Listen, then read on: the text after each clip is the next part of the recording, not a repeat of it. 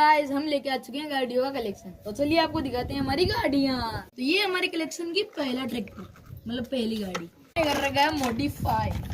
ये John Deir 5050 है। आपको दिखाते हैं इसके कुछ स्टैंड कर रहे हैं भी स्टैंड। हमारी नंबर 2 गाड़ी जो कि है जीप की रेंगलर।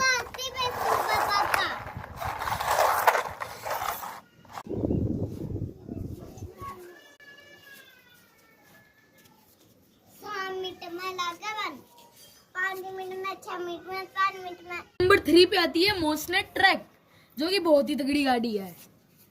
इसके कुछ स्टैंड